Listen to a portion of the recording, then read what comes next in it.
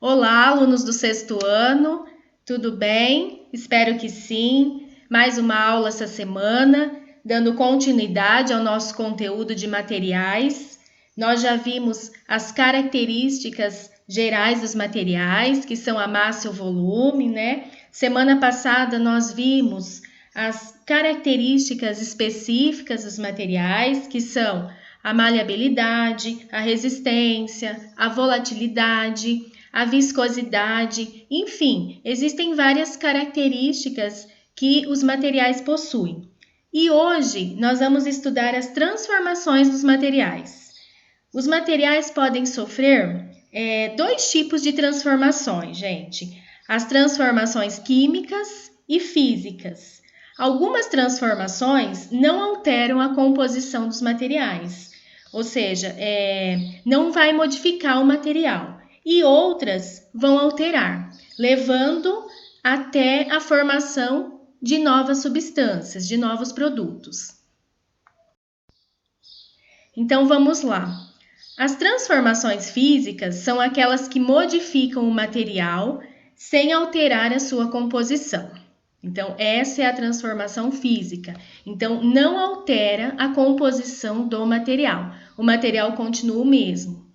Algumas transformações físicas são reversíveis, ou seja, podem ser desfeitas. É o caso das mudanças de estado físico. Outro exemplo é a dilatação térmica, que é o aumento de volume de um material ao ser aquecido, e quando ele é resfriado, ele volta ao seu tamanho inicial. Então, é um exemplo de transformação física, porque não altera a composição do material, só muda de estado físico. As transformações físicas irreversíveis, que modificam definitivamente a forma dos materiais. Por exemplo, a fragmentação de um material, que é a quebra, né, ou seja, a divisão desse material. Um exemplo bem simples, um prato de louça, quando cai no chão, ele se fragmenta em pedaços. Então, é uma transformação física. Ele se fragmentou, mas não mudou a composição. Continua sendo louça esse material, certo? É isso que eu quero que vocês entendam, que a transformação física não altera a composição, não forma um outro material, por exemplo. Temos como exemplos rasgar uma folha de papel, a fusão do gelo, a extração de sal nas salinas. A fusão do gelo é uma mudança de estado físico, né? A deformação de uma bola de borracha, a queda de um copo de vidro, como eu falei do prato, a solidificação da água, a sublimação do iodo, é tudo mudança de estado físico. A fusão dos metais na indústria metalúrgica, né? Ou seja, se transformar em líquido. A degradação de monumentos de pedra calcária pela erosão, e existem outros tipos de transformações físicas. Já as transformações químicas são aquelas que vão alterar a composição de um material, produzindo um novo material, com características distintas, né, diferentes da original. Essas transformações podem provocar evidências. O que são essas evidências? São mudança de cheiro, de sabor, de cor, liberação de gás ou calor e emissão de luz. Então, quando tem esse tipo de evidência, é porque está ocorrendo uma transformação química. Exemplos de evidências: a formação da ferrugem, calor e luz emitidos para o ambiente por uma vela acesa, por exemplo, alteração de cor e textura da massa do pão durante o preparo. Então, são todos tipos de evidências que a gente consegue identificar e perceber que está ocorrendo uma transformação química.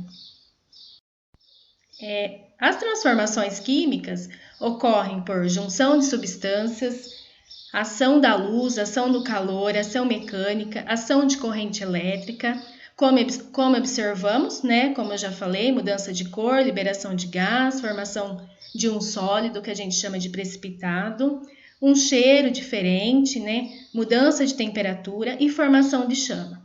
Então, temos como exemplo uma fruta apodrecida, né? No caso aí a banana. A fotossíntese é um exemplo de transformação química. A efervescência, ou seja, está liberando gás, no caso gás carbônico, né? Então, formou uma nova substância que seria esse gás. E a ferrugem, também é um exemplo bem clássico.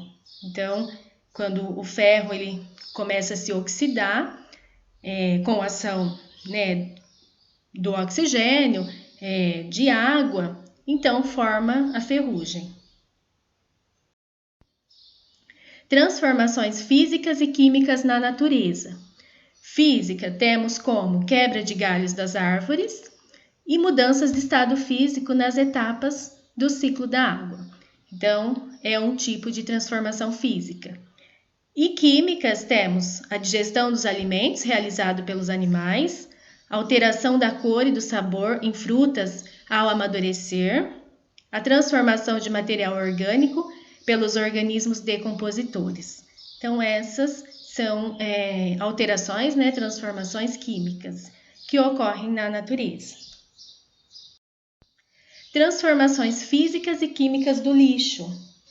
As pessoas descartam diversos materiais, né? Ao longo do dia, todas as pessoas produzem uma certa quantidade de lixo. O lixo orgânico é decomposto rapidamente por certos fungos e bactérias. O lixo orgânico, gente, é, por exemplo, uma casca de fruta, né? Então, esse tipo de lixo, ele é decomposto por bactérias e fungos.